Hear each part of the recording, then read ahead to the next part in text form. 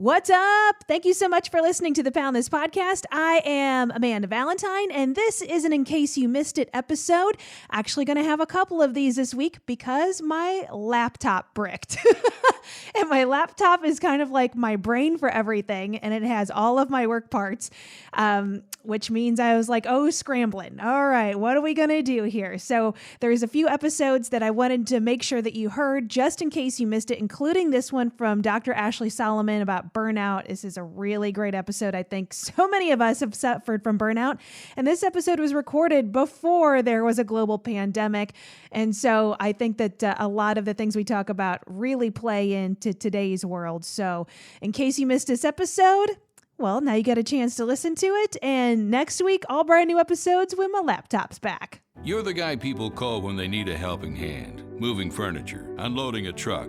But lately, your shoulder's been acting up, and you're the one who's calling for help. And that's the moment you realize you can no longer shoulder the load. The Joint and Spine Center is Cincinnati's leading destination for orthopedic care with a range of surgical and non-surgical treatments. So when a moment has the power to change the rest of your life, go to the one place with the power to change it for the better. The Christ Hospital Health Network. This changes everything. I want to lose weight, but I don't know how to get started. What should I meal prep every week? How do I get those sweet booty gains? Inspiration for your healthy lifestyle. The Pound This Podcast with Amanda Valentine. Thank you so much for listening to the Pound This podcast. I am Amanda Valentine. Returning guest, Dr. Ashley. Yeah, that's how you say your name. I'm not going to edit that out. Heck no. Dr. Ashley Solomon, how are you? I'm great. Thank you for having me again. Yeah, Fun to so be here. I know, so excited to talk to you. So you were part of my tween week, and we talked about binge eating, which is such a popular episode because I feel like we could do multiple episodes on binge eating. Yeah, we should. We should. There's a lot to it, and it affects a lot of people. And so give me your credentials. What do you do? Okay. Yeah. So I am a licensed clinical psychologist. I have a practice here in Cincinnati called Gallia Collaborative, and we really focus on supporting women to elevate their impact through supporting their mental wellness and mental health.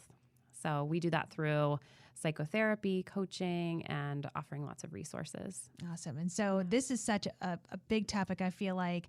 And I feel like I've talked about it a lot just in my own way. I mean, I am not a professional, you are, so I'm very excited to talk to you about burnout because I feel like, and we were just talking before we started recording that in today's world, in our society, like we are almost in a burnout culture of just like everything is go, go, go.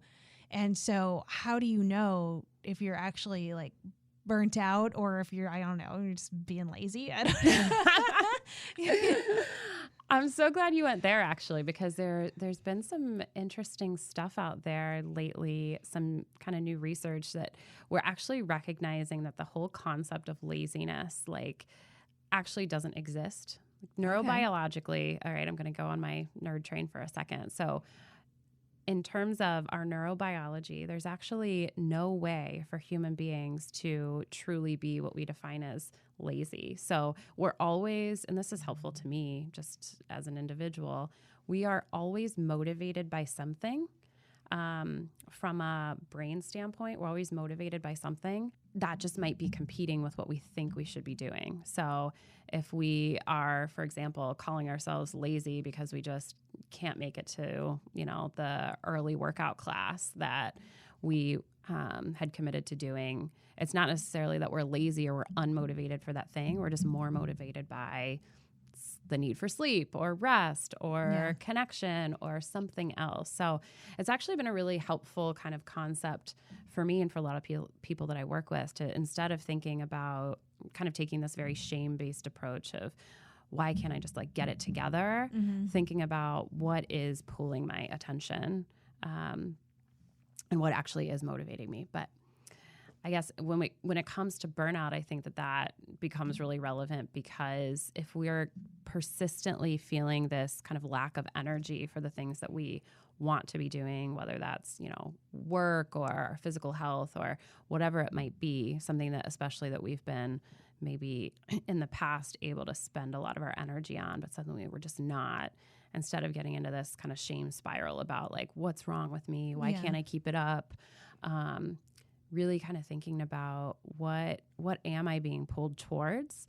And oftentimes it is things like our brain and our body are telling us like, you need a break, or you need rest. You need more connection in your life. Like, we need things that don't necessarily feel compatible with that thing that we've been like striving and grinding on. So a lot of people talk about physical symptoms that end up being signs of burnout, like persistent headaches, those like anxious feelings of like your heart consistently racing, shortness of breath, fatigue, like muscle aches. So we know that stress and burnout definitely have a major impact on our body physically. Yeah. And then the other big things are like lack or loss of interest in things that used to like give us a lot of energy and really sort of support our well-being.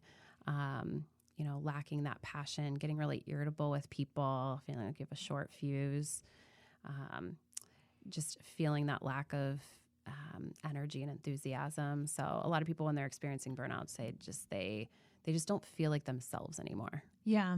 I say that I've definitely felt that way the past several months. Like at what point are you just stressed out, and where does it go into a burnout phase? Whenever it's like chronic, when it's happening all the time? So in a clinical sense, we kind of distinguish stress from burnout. Yes, one based on the idea that burnout's usually a prolonged period of time. So it's become more of a chronic issue where you don't feel like you're sort of going through the typical ups and downs of, feeling higher levels of stress, lower levels of stress. Like, this is more persistent. And when we think about it, like the actual definition of burnout, most of the research has been burnout related to job stress. So it was originally, when people started studying burnout, they were looking at it in people in healthcare professions, people that like are constantly like serving other people. Mm-hmm. That's where it really started to take shape as a concept. And I think that is, it's not necessarily that it has to be related to a particular job, but I think what's important there is that it's the type of stress that often comes from trying to meet so many other people's demands. Yeah. And that can be, certainly as a mom or in lots of different roles that we have, even outside of a traditional like work setting, just trying to sort of meet so many different expectations and be so many things to different people. That's sort of the unique flavor of burnout in particular, as opposed to like, the ups and downs of stress that we all experience. So like, and I'll ask you this because I'll tell you kind of where I was at, where I felt like even in the past couple months, and I brought this up before we started recording, like I almost felt like I was dipping my toes into depression because it got, and you can tell me if I'm wrong because I don't really know. And then you do Google searches and you can get a million different answers, and I'm not the expert, but I'd say for the burnout, it was a lot of the things that I really love that I just felt like why don't, like just exercising, and how much I love going to the gym. And it almost felt like flavorless. It's like I'm still eating something, but I don't taste it anymore. And so it was like stuff like that. And then I feel like there was like a lot of expectations. And plus I was working a lot. I have a hard time saying no. And so doing a lot of things and feeling a lot of pressure that I put on myself. And for me, the point, because the past several months have been extremely difficult for me for multiple different reasons. That's where I kind of felt like this kind of next leveled, where I was feeling all of that and it felt like times 10. And there was like certain days where like my husband was like legitimately scared, because I would just be like sitting in the living room and just be like staring. And like I would just cry. I was just crying and staring. And my husband's like, "Are you okay?" And I'm like, I can't even tell you why I'm crying. And it just felt like everything was gray. It's like, it feels like I know I'm in this cloud and I don't know how to get out of it. And, like, well, let me try pouring some coffee on it. Maybe that will zip me up. And it doesn't work. And just like nothing works. And it's like, even I'm such an emotional eater and binge eater. And I've talked to you about that before. Like, there's just nothing that fills this like dark hole. And it's just like, there's just nothing I could do but just stare off into space, and just nothing was making me happy. Nothing gives me like those highs. It was just Like, it was just sad. And I'm like, this is not me. This is so far from me. And then having a job and being where, just my unique position where I'm at of like, I've been an entertainer has been my job of like, but you need to snap it on and you need to have a smile and you need to be funny and you need to be silly. And and it's just, but in those moments where it's not like the light switch turned off, it was just like, oh my God, what is this? Like, what's that? Well, first of all, I'm so sorry you experienced that. That's a really awful, dark place to be. I mean, I've certainly had those periods in my life, so I know how just like soul crushing it can feel, and trying to conceptualize what this is and then how do I get out of it, because you don't. I always think with depression in particular, the worst thing about depression is that you so recognize that this is a horrible place to be, but you don't have the energy often the energy to like get yourself or climb out of it. Yeah. And that's kind of the paradox of depression that makes it so awful. And I think that like what you were describing with like all of these stressors kind of coalescing at the same time and kind of coming down on you, and had been, you've spent so much of your career, like we've talked about, in, like I was saying, a very people-oriented, role where you're just constantly kind of giving of yourself. And as much as I, getting to know you, I know that you are, you're a great entertainer, so you're able to a degree to sort of turn it on and off. I mean, you're also a human being, and so that has to come, like there has to be a well for you to be able to, just have that ability to express yourself. So I think a lot of people get to the point, I think that's the natural progression with burnout, is that it often inevitably leads to a state of depression. And the difference, I would say, is that, we can exist in periods of burnout for, some amount of time. But at some point, we really do have neurological changes that are happening, and, neurotransmitter changes and things like that happen as a result of kind of being in that state for so long. And that's where people often start to experience just that kind of sense of like hopelessness or helplessness, that more profound sense of like nothing's really giving me joy, or like people often describe it as I just don't feel like life has much color. Like I can get myself to go through the motions, but there's just no like color around it. I know in my own experience, when I was kind of in the thick of burnout a few years ago, and probably depression, like ticked it off for me is that I love music so much. I'm not musical in any way, but just listening to it and just like experiencing the emotion of it. And I would just like listen to song after song and just like feel nothing. Yeah. I feel like that was like my sign, like this is not right. You know, this is not me, like you said. And that's where I really hope that people who experience that either have the ability to recognize it in themselves and can reach out for support, because that at that point you can't do it completely alone, or have somebody in their life who's kind of insightful enough to be like, you're not okay, like something has to give, something has to change, like the status quo just is not an option. So how do you start digging out of that? Yeah. I'm asking for me. Yeah. Totally. Yeah.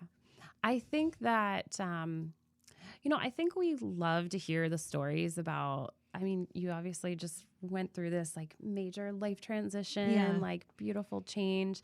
I think, and I think we love to hear those stories, and they are really powerful. I know they've been really powerful for me in the past when I've been in like places where like spaces or seasons of my life where I just felt like very trapped in what like the status quo and what was happening. And I also like to remind people that, you don't have to make a whole life overhaul to get started. And maybe that will be necessary, but often when you're starting to just recognize the signs of burnout in yourself, you don't have the energy for that yet. So there's like this interim step where you maybe wish that things were completely different, but you feel kind of stuck in the fact that like, I feel so helpless and maybe even like cynical and skeptical and all of these things that I can't imagine like really turning things around. So I think when people are in that place, it's often starting with baby steps, which is, you know, maybe a little bit cliche, but there's a reason for it because they're so powerful. I think of the idea of like small wins, you know, lead to bigger wins. And so kind of stringing things together. And so for a lot of people, I think that is starting with just talking about it, which sounds, I mean, in the way I just said it, sounds easier said than done. Yeah. Well, it's hard to take all of those things and form it into the way you want to express it. You know what I mean? It feels like it's hard to understand. In your own head, it feels like other people aren't going to understand. Yeah. Yeah. Or they're just be like, oh, just get it together. Like, right. What's your problem? Right. You know what I mean? I think it's also that fear of somebody judging you.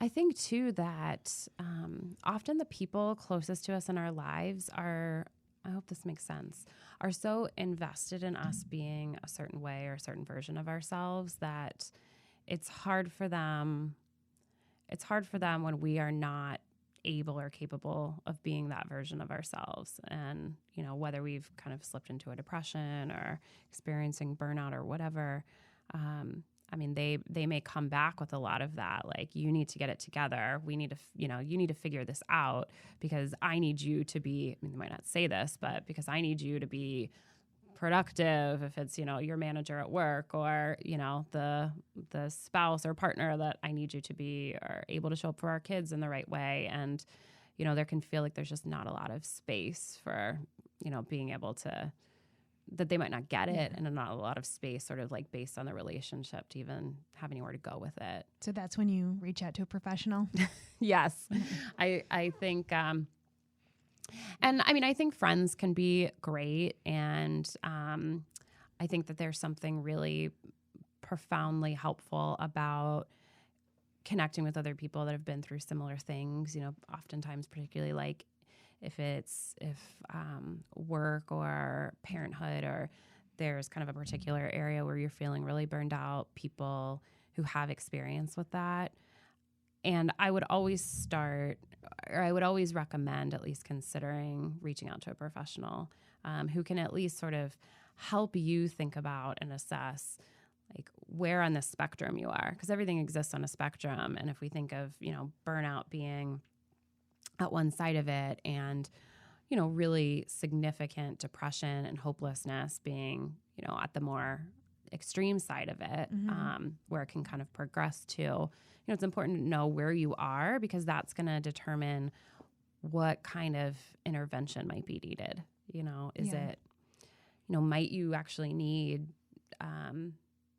medication to help you be able to think more clearly and to have the energy to make some of the changes, for example, that you need to make in your day-to-day life.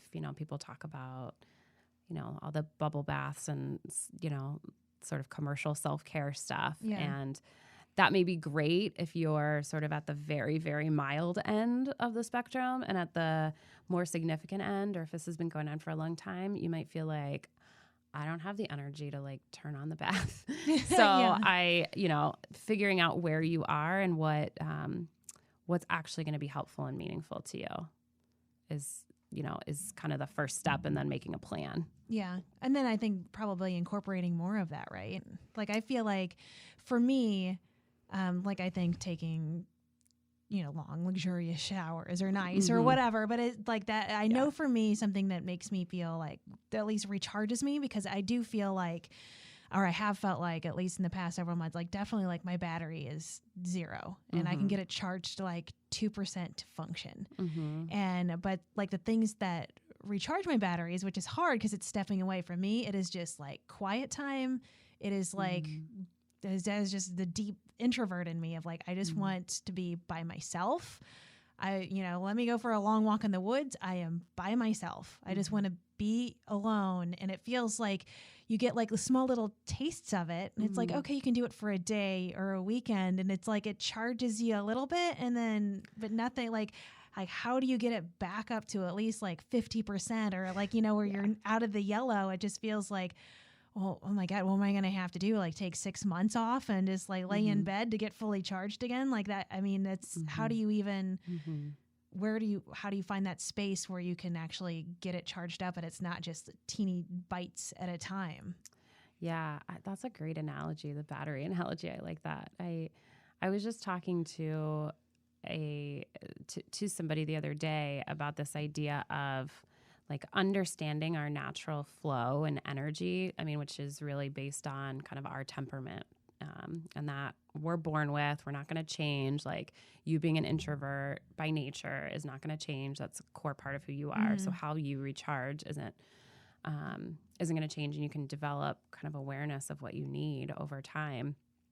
And we were talking about the fact that you can sort of swim against the current of your own patterns for so long. Like, you can kind of put yourself out there and keep kind of fighting against, the systems and the things that sort of stand in your way.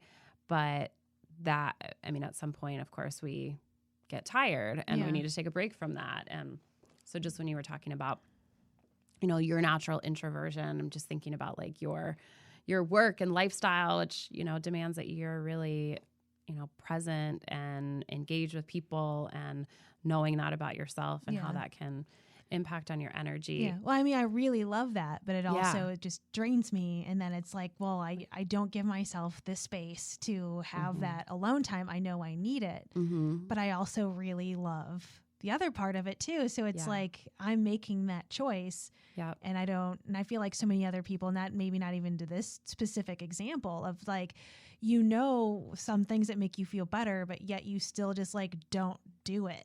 like, right. And then you get frustrated with yourself where I'm like, I know that if I just like took a couple days off, like you're supposed to, that's what a weekend is supposed to be. You're supposed to relax. You're not supposed to just like, okay, now how many chores can I get done? And how can I give myself more work to do, which is exactly what I do constantly of like, I know the solution, or even just like on a weight loss journey or whatever, like I know eating these foods will give me the result I want. Like, why won't I just do it already? Like, what is it that's part of, how we're built that does that? Yeah.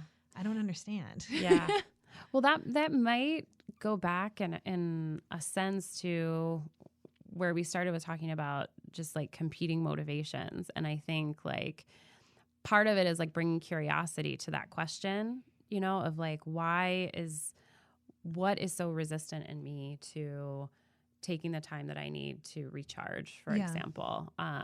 And what is it that I might be kind of pushing back against, or that would give me? And I mean, to get a little bit deeper here, I think oftentimes, it's things related to, okay, so much of my identity is tied up in the idea of how much I can produce or how I can show up for other people. And so if I let that down a little bit, does that not only, make me worry about what I've accomplished or the way that people think about me, but just sort of losing my sense of worthiness. Yeah. Like really kind of getting curious about like, what am I pushing back against? Rather than, again, kind of getting in that cycle of, which is easy to do, feeling really shameful about the thing itself, like that I'm not doing this. So what is it that's pulling me towards like eating these other foods that on the surface seem like, but maybe I'm really in need of comfort right now. And that's why I'm drawn to this, you know, really being able to sort of ask yourself those questions is helpful when you can do it in a really non-judgmental, more kind of neutral way. And then we were talking about a little bit before we started that, and you mentioned that kind of sense of burnout culture. I think that when people talk about this topic, it's so often that we're talking about like, what can we as individuals do? Like, how do we recharge? You know, how do we work 80 hours a week? And then I need to use the weekends to recharge, but I'm not doing it. Yeah. And sometimes we're asking ourselves the wrong questions. Like, why am I so, all right, I work 80 hours a week. Why am I so tired? I need to like, you know, do I need to up my workouts, or do I need to like, is it what I'm eating?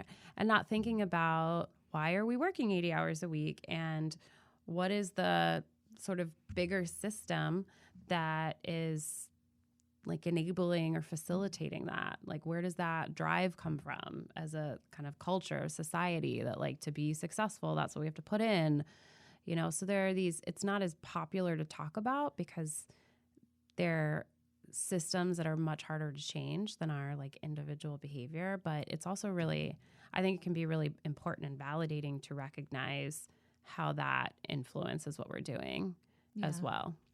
Yeah, because it's just, and it's so funny because it's not like that anybody ever specifically says any of that to you. It's just like the vibe. It just exists. Yeah. And it's like this unsaid pressure that is just always around you. It feels, at least, you know, I feel like I feel it. Everybody that I know personally feels it, and it's just draining. And it's like, it's like nobody knows how to fully step away from it. And then if you do for some reason, then people start trashing you of like, who does she think she is? You know what I mean? And then you got to deal with that, which is a whole nother stressor. It's like, oh my God, the cycle continues.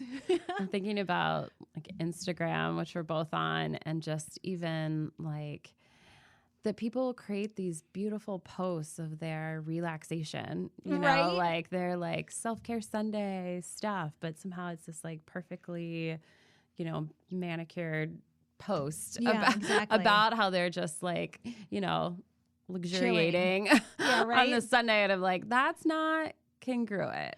But it's also, it's like so, it can be so subtle that you don't even realize how it's influencing us in terms of like culture, and that person's really like investing a lot of energy and time. Well, and I feel like too, just even, you know, getting in the mindset, say you're like scrolling through Instagram and you see that and you see like, oh, here's the perfect bath with all these candles and there's plants and there's a view of the ocean behind the window. It's like, well, if I only had that, then I could finally relax. Right. You know, it's like almost, it's almost like this image of like, that's what relaxation is. And I don't have it.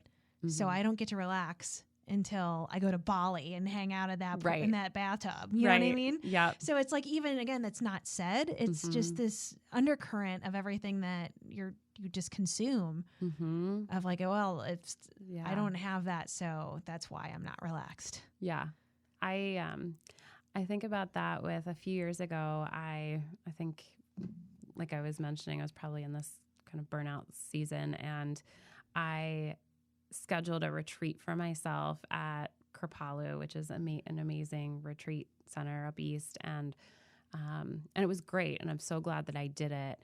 And for a lot of reasons, there's lots of like yoga and just discussion and just time to like clear my head and, you know, be away and all of that good stuff. And I also think that a lot of that's kind of incomplete if it's not helping us do that like in our regular lives, because now I just like fantasize all the time about being back there. And like, if I could, maybe that's what I need to schedule like another trip, which would be great. And like, I can't always live for the weekend or the trip or the like opportunity to find like 2 days of space. Like, how do I savor like a, you know, smaller chunk of space? Well, even that of just even, you know, because I just went to Asheville, North Carolina. You gave me the advice from switching from job to job to give yourself some time, which I should have given myself more. But I need to do that moving forward. But I mean, I'm not knocking going to Asheville, but I really wanted to go because I'd never been before. I love being in the mountains. I like doing trips by myself. That is, you know, recharges my battery for me. But then the whole time I'm like mad at myself because I'm like, you're spending this money. You don't have a steady paycheck coming in. This is irresponsible. Like, you know, so it's like trying to enjoy myself, but still nagging myself of like, this is frivolous. Like, should you be spending this money right now? What if something happens and you didn't have this money because you blew it on this trip? And it's like, you know, it's like, well, God, I was supposed to be relaxed. I'm supposed to be beating myself up over my relaxation. But I feel like people do that too, where it's like, or almost like, okay, I'm going to take a vacation. I'm going to go hang on the beach for a week. And then you go, and then it's like, if you're not living up to these expectations and I'm supposed to be relaxing, how come not? It's like you turn in this constant cycle of like beating yourself up over the thing that you're supposed to be relaxing through. Like, like, oh my, I mean, you have to sit. That's not just me, right? Not just you, for sure. I mean, I think I call what you're describing like that inner critic and even just like inner skeptic, that's like really fearful and, it's coming from a very fear-based place. And that's, it's not that is wrong, but it can, it's just like our not our deepest fears, but a lot of, actually it's more of like the surface level fears, just sort of like rehashed over and over in our head that doesn't allow us to just like fully let go. Yeah. And a lot of times I think that what I find really helpful, and one of the things I know is really helpful is actually like more kind of body-based stuff. So instead of like fighting with our brains, like why is my inner critic so loud, is actually like trying to get more connected with what's going on in our bodies that allows some of that stress. Because stress is something that just exists in the body, of course, at different degrees. And when we've been chronically stressed, then our body's just holding all of this tension. And so like things that we can do to get connected with our body in a way that really releases that, I think can sometimes like quiet that voice a little bit. Mm-hmm. There's this like, and I guess I want to clarify and say that when I talk about like getting in our bodies, that doesn't necessarily mean like going on a long run. Like there's, a lot of research to show that things like doing, like engaging in a hug for more than 10 seconds, so at least 10 seconds, hugging someone has like huge stress reduction effects because our body is releasing all these like feel good hormones. Has to be more than 10 seconds. So it can't be like the 3 second, like, hey. Isn't that what the weighted blanket's supposed to do? Yeah, the weighted blanket. Yeah. So it's kind of like, I just got one for Christmas. So it's like I did hug. too. Yeah. So sensory things like that, that helps us just even like physically get into a state where we're not holding so much tension. That can also help kind of like slow our brain down. Yeah. A Well, lot. I feel like too, and tell me your vibes on this, of just even doing too much. Like I'm just gonna use myself as an example. Yeah. Because I feel like we can safely say I've been going through burnout, right? Mm-hmm. Okay. I think so. Yeah. Then it's just like, so that you have like, so you're burnout on these other things, and then you're just like, well, how come, like, well, I want my food to be a certain way or my exercise, and then like all of these other pieces that you add this additional stress to, because it's like, okay, let's say my job is stressing me out, and because you're in this state that's like, well, how come I'm not firing on all cylinders on where I want to be with my workouts, or where I want to be with my sleep, or with your food, or that's the examples I'm using because that's what affects me, of like, then I just stress out about that, of like, I know I got this, like I understand it, like how come it just feels like the puzzle pieces are just like not fitting together the way they're supposed to? Is it kind of a domino effect of like one thing affects you and it just kind of like spreads? I think what you're describing is like totally like textbook burnout progression. Exactly. And I think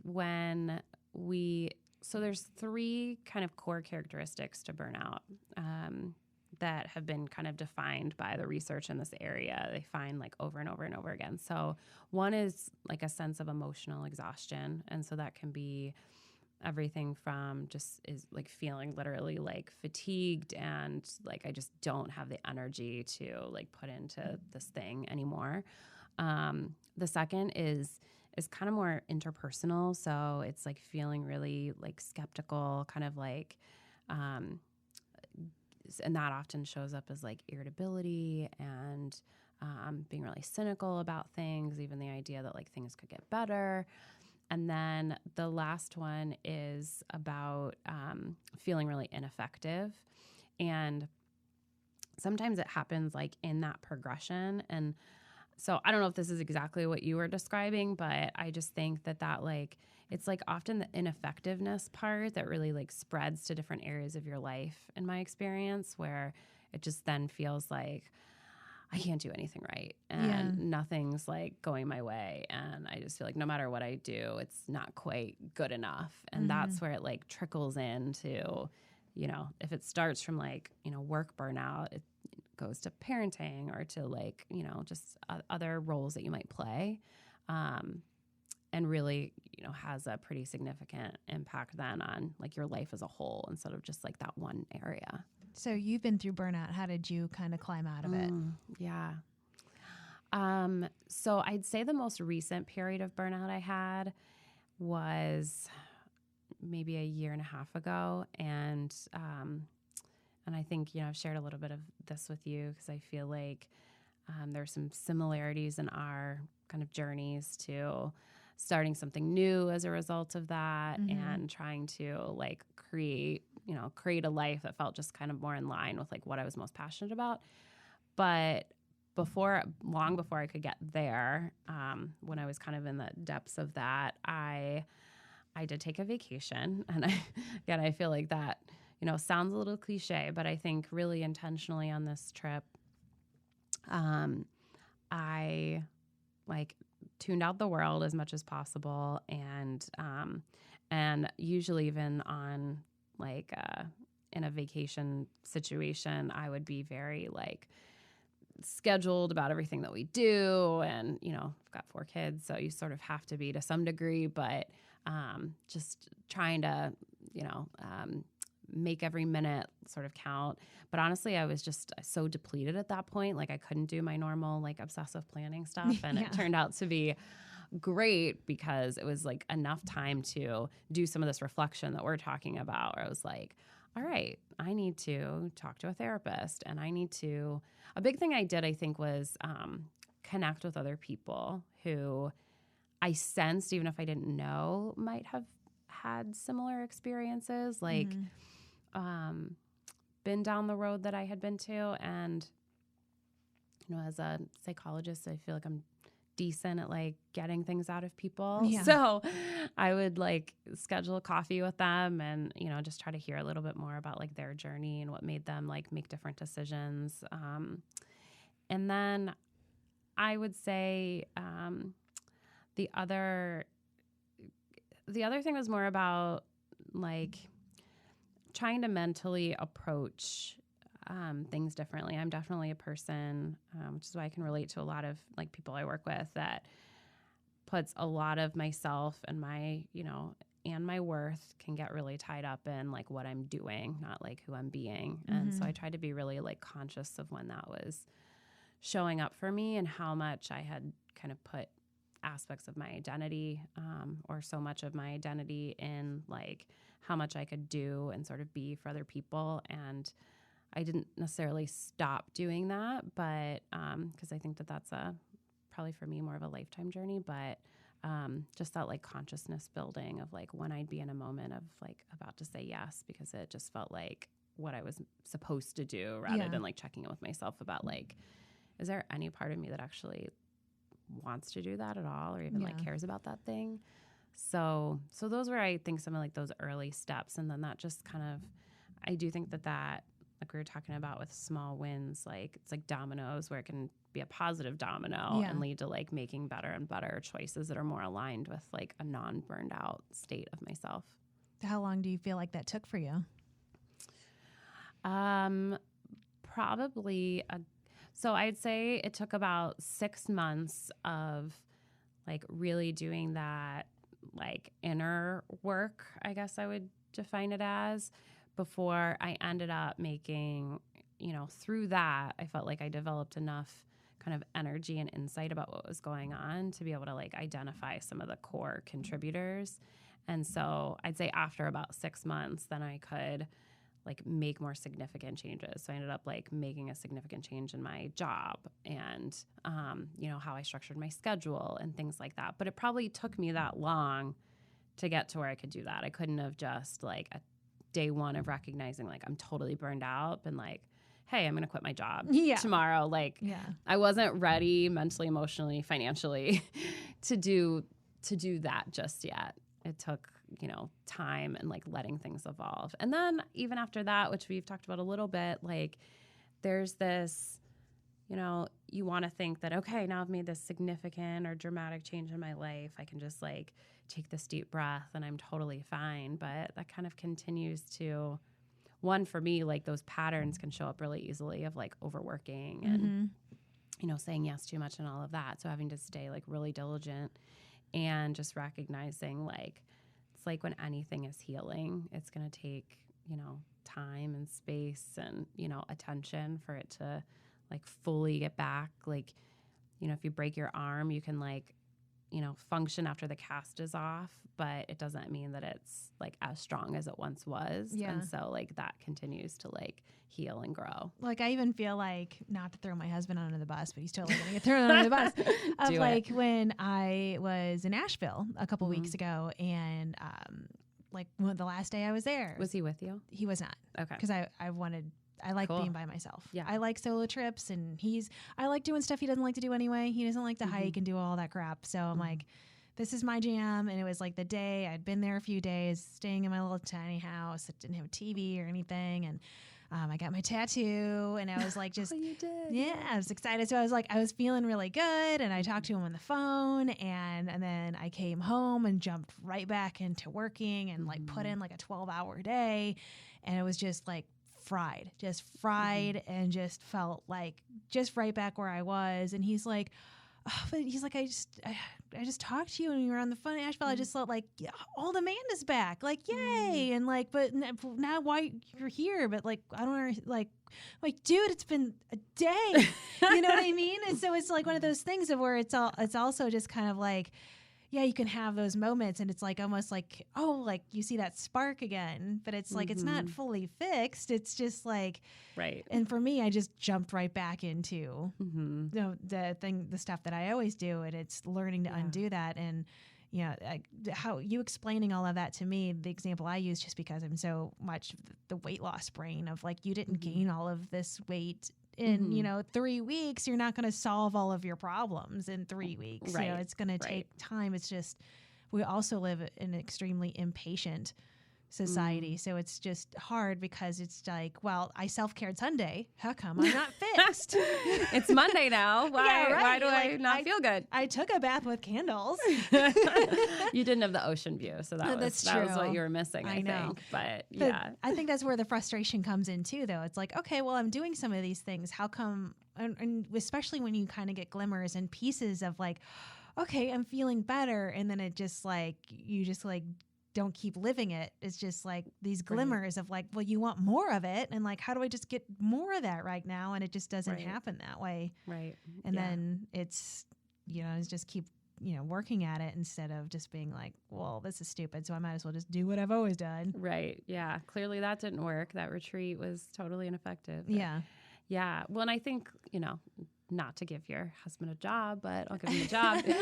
No, but I do think that it's helpful to have people for accountability on this stuff too, like to recognize your triggers to overwork and, what that looks like for you and your patterns, and then to be able to, enlist somebody, and maybe it's not your husband, but whomever who knows you really well and can say like, Amanda, you're doing that thing again. Or like, okay, you've been working for 2 hours. Like, let's go do something. Yeah. Put the phone down. Right. It's helpful because I do think we naturally get into, well, one, we often, again, to get a little deeper, we tend to like find partners and relationships that'll like allow us, enable us to do these things that aren't always so adaptive. And